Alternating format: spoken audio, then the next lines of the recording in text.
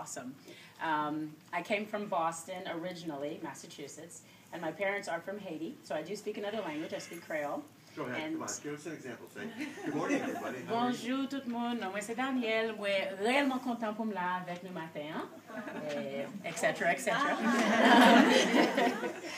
And I want to say, actually, before I go any further, I never get this opportunity to look into the faces and eyes of the parents who are a part of PTF, and that is like a big, warm hug, a kiss. What PTF does for us here as faculty and staff, it's such a blessing. And we fill out cards, we say thank you, but I don't always get the chance to actually see who you are. So since I have this opportunity, I want to say thank you from the bottom of my heart.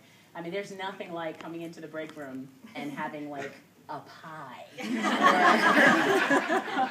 And my husband is thoroughly jealous. He tells me every day, he's also a teacher, and he wishes he could work here. He really does. And so anyway, I came from, my background's a little different. My undergrad was in theater. It's nothing to do with this whatsoever.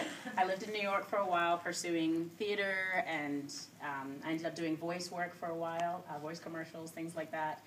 And then I went to grad school. I was doing communication, and I went on a mission trip, went to India, went to the Philippines, and I thought, my goodness, I really need to know the Lord more.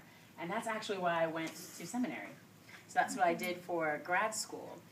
Anyway, when we moved to Asheville, my husband's from Asheville, and I was living in Lynchburg, Virginia at the time for grad school. We moved to Asheville, was looking for work, and I had heard about ACA just in passing. Actually, this is kind of quirky. We were looking for churches, and we visited Bill's church at the time, and we were, after service, he was behind us. He shook our hands, and he said, yeah, I'm the, head of school for Asheville Christian Academy. I was like, oh, okay, just totally went over my head.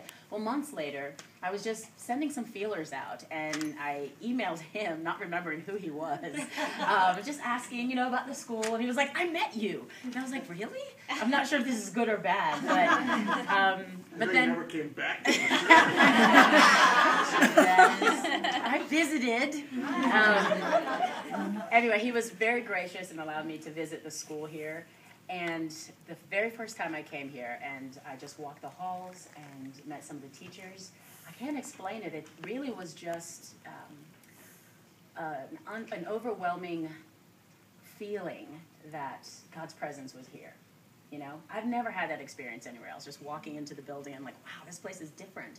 So when I left, I found myself praying, saying, God, please open the door for me to somehow, be a part of this ministry.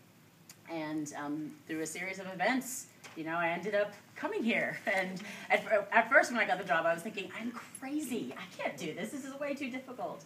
But every day being here has been such a blessing. Every day. And there are some hard days. There really are. In high school, dealing with and living life with the students, it's such a wonderful, gracious thing. It's a growing and stretching experience for me. And so hearing their stories of grace and dealing with their frustrations and them being the cause of some of my frustrations sometimes, or me sometimes being disappointed, when perhaps the way I viewed them before has been, I really shouldn't be disappointed. It's more a matter of reality. They're still teenagers, And so sometimes that wears, but it's the most encouraging job I've ever had in my life. And primarily, I think about this place as a community and the representative of the body of Christ. There's nothing like it. My first year here, when I got here, I was pregnant. And I was pregnant the whole year long, and I felt that the whole school was a part of this pregnancy. And all my kids were, and, most of you know, I lost Riley. And that experience has drawn me closer to the Lord in ways that I don't really know how to explain. But part of that has been the community here.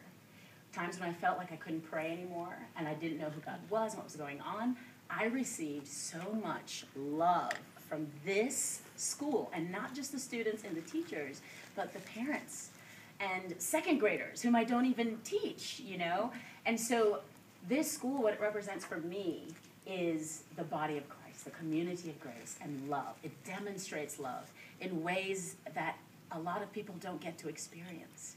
So I wake up every day excited about coming to work here, having to share my life, my struggles, my pains, my suffering, but also my encouragement. And hope is really what I end up with at the end of the day. Hope for my students, hope for myself, hope for the families that are represented here. It is the biggest, most amazing blessing of my life. So I just want to say thank you, and thank you for being a part of this ministry and for allowing me to be a part of your lives and to be a part of the lives of your children. So that's it.